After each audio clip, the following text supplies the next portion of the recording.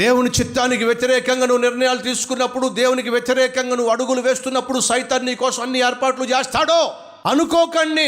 నేను దేవునికి వ్యతిరేకంగా చేస్తున్నా, అన్యాయంగా చేస్తున్నా, అన్యాయంగా జీవిస్తున్నా, అవినీతిగా సంపాదిస్తున్నా, అక్రమముగా జీవిస్తున్నా, నాకు ఆరోగ్యం బాగానే ఉంటుంది, జీతం ఎక్కడ ఆగిపోవటం లేదు, లాభాలు ఎక్కడ తరిగిపోవటం లేదు, మా ఆవిడ కూడా అనుమానించటం లేదు, ఎంత అన్యాయంగా జీవిస్తున్నాను ఎవడు పట్టుకోవటం లేదు, అంతా నాకు కలిసి వస్తుంది అనుకుంటున్నావేమో. జాగ్రత్త, కాసేపు మాత్రమే నీకు కలిసి వచ్చే కాలం.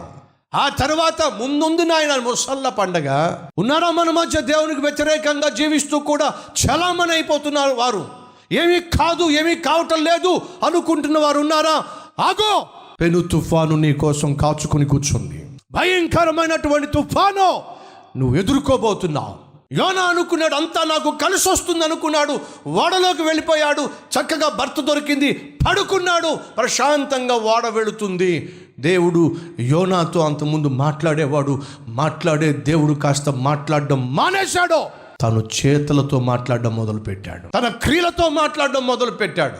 నా మాట వినకుండా నాకు వ్యతిరేకంగా యోనా వెళ్తున్నాడు, చూస్తా ఎంత దూరం వెళ్తాడో, చేస్తా నేను చేయాల్సినటువంటి శాస్తి ఏమిటో.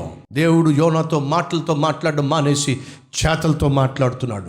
మన మధ్య ఎవరైనా దేవుడు చెప్పింది ఒకటి, దేవుడు జీవించమన్న జీవితం ఒకటి, నువ్వు బ్రతకాల్సినటువంటి బ్రతుకు ఒకటి, కానీ ఈరోజు నువ్వు చేస్తుంది చూస్తుంది సంపాదిస్తుంది అంతా కూడా దేవుడికి వ్యతిరేకం అయితే వినో, దేవుడు దిగి రాబోతున్నాడు, దేవుడు నిన్ను ఎదుర్కోబోతున్నాడు.